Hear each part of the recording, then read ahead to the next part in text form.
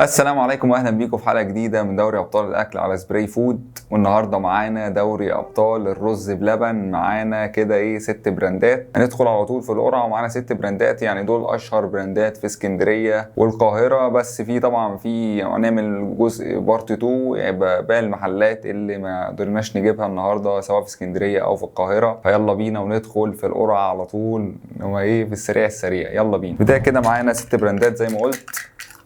نبتدي اول مواجهة على طول. معانا بلبن الشهير طبعا، يعني مش محتاج كلام كتير. هيلاعب مين بقى؟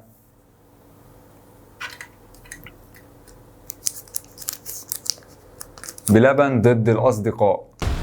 الاتنين براندات اسكندراني اصلا يعني. ندخل على طول في المواجهة اللي بعدها.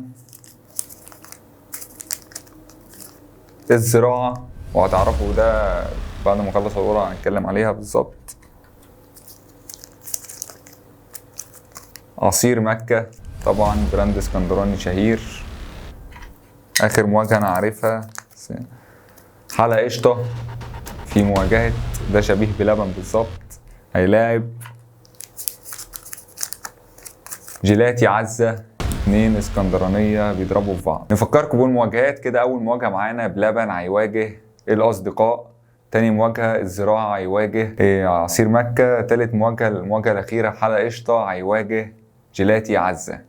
مواجهات قوية جدا. يلا ندخل بأول مواجهة. وطبعا براند الأصدقاء هنتكلم عن كل مواجهة لما تدخل. أول مواجهة بلبن ضد الأصدقاء.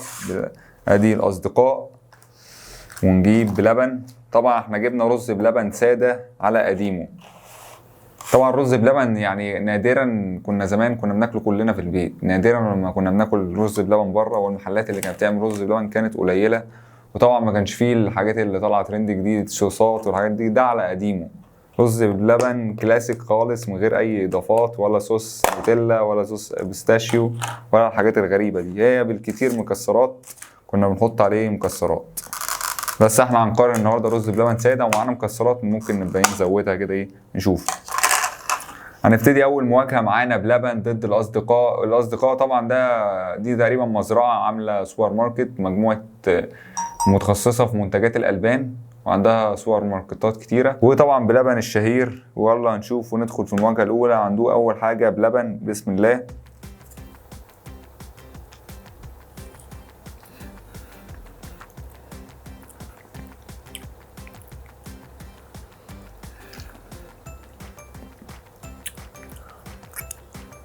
جميل بلبن. دول الأصدقاء طبعا جاي في علبة صغيرة نسبيا من بلبن.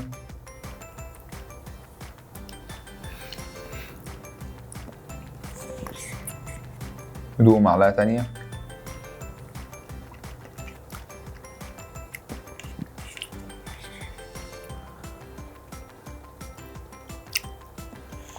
معلقة ثالثة.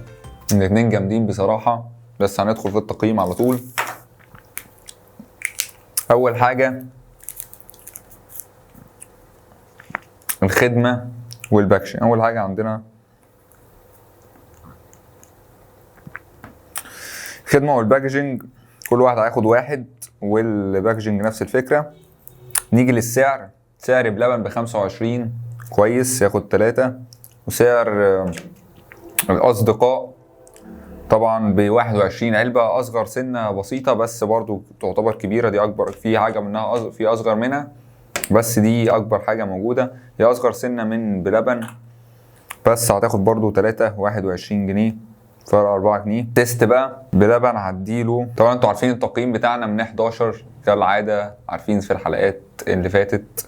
فلو مش عارف ارجع الحلقات اللي فاتت وهتعرف التقييم كنا بنعمله ازاي. نيجي للتيست. بصراحه الاتنين طعمهم قوي. بلبن هياخد 6 والاصدقاء هياخد 5. كده الاصدقاء 10 وبلبن بالعلامه الكامله 11 نقطه. بنعلن فوز بلبن على الاصدقاء.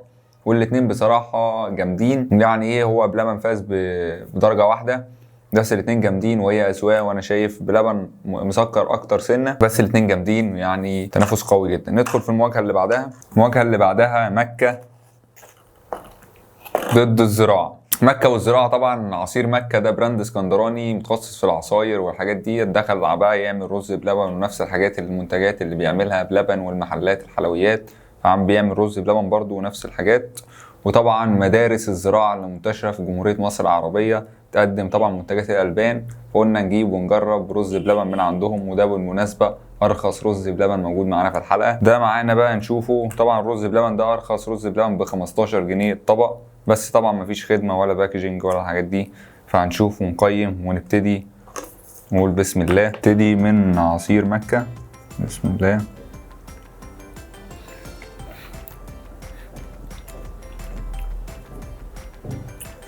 تمام.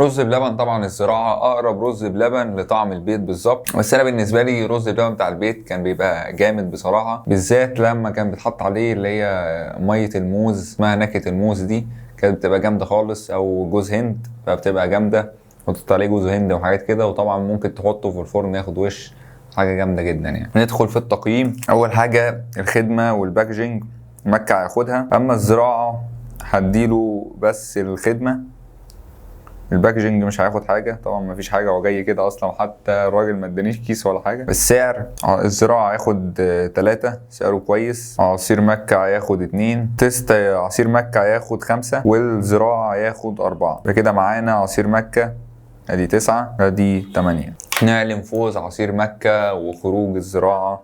طبعا عصير كده مكه وصل للفاينل. اخر مواجهه معانا حلا قشطه شبيه بلبن، اللي مقلد البراند بتاع بلبن، فاتح اصلا حلقة قشطه، لقيته فاتح في مصر والسعوديه والعراق والامارات، فاتح في دول كتيره بره مصر، فيعني هنشوفه ونقيمه. طبعا جيلاتي عزة الشهير براند اسكندراني مكسر الدنيا وفاتح في محافظات كتيره، هنشوفه ونقيمه. نبتدي بحلقة قشطه وندوقه. بسم الله.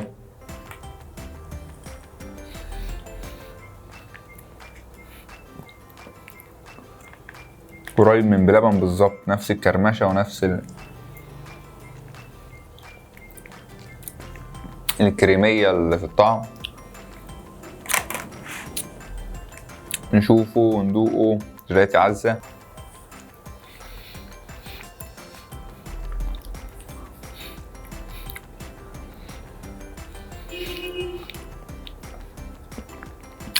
جيلاتي عزة فيه طعم الزبادي كده، قريب لطعم الزبادي، مش عارف ايه ده. هندخل في التقييم. اول حاجه الخدمه والباكجينج كل واحد هياخد 1. السعر الاتنين، كل حلقه قشطه ب25 وعزه ب25، لو هتضيف مكسرات هيبقى ب25 كمان، يبقى ب50، بس احنا بنتكلم على السعر. كده حلقه قشطه اخد 11 وعندنا جيلاتي عزه اخد 10، ونعلن فوز حلقه قشطه ووصوله للنهائي وخروج جيلاتي عزه. ندخل بقى في الفاينل. فاينل خلاص كده عرفناه. عندنا حلقه قشطه، وعندنا بلبن، وعندنا عصير مكة. نقفلوهم. انا واحد فاكر الطعم يعني ايه، مش بعيد.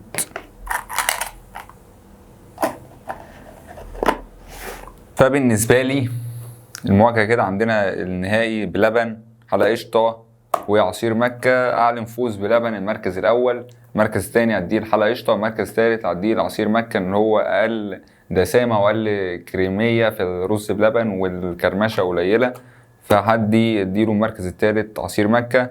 اما الرابع والخامس والسادس هدي الرابع هديه الاصدقاء، الخامس هديه لجيلاتي عزة، والاخير هديه للزراعة، مدارس الزراعة اللي بتقدم منتجات الألبان، هيبقى المركز الأخير. وده ترتيب اللعبة من وجهة نظري بقى الشخصية. بلبن حلقة قشطة المركز الثاني، المركز الثالث هديه للأصدقاء، المركز الرابع هديه لعصير مكة، المركز الخامس هديه لجيلاتي عزة، المركز الأخير هيبقى مدارس الزراعة زي ما هي موجودة. فبس ده من وجهة نظري، وكل ده يعني ايه، الاكل وجهات نظر، دي وجهة نظري. وطبعا لو عجبتكم الحلقه متنساش اللايك والشير والسبسكرايب، فعل جرس التنبيهات عشان يوصلك كل جديد. تابعني على السوشيال ميديا، اللينكات في الديسكريبشن، واشوفكم في حلقه جديده من دوري ابطال الاكل على سبراي فود. ودي كانت حلقه الرز بلبن، فلو عجبتكم متنسوش الدعم. دي طبعا المحلات ديت ممكن نعمل منها جزء بارت تاني. في اسكندريه في محلات لسه برضو في اسكندريه معرفناش نجيبها، وفي القاهره طبعا في محلات نفس الفكره، هنبقى نعمل لها جزء تاني باذن الله. ودي المحلات اللي كانت معانا النهارده اللي موجوده في اسكندريه والقاهره. فنشوفكم في فيديو جديد. سلام.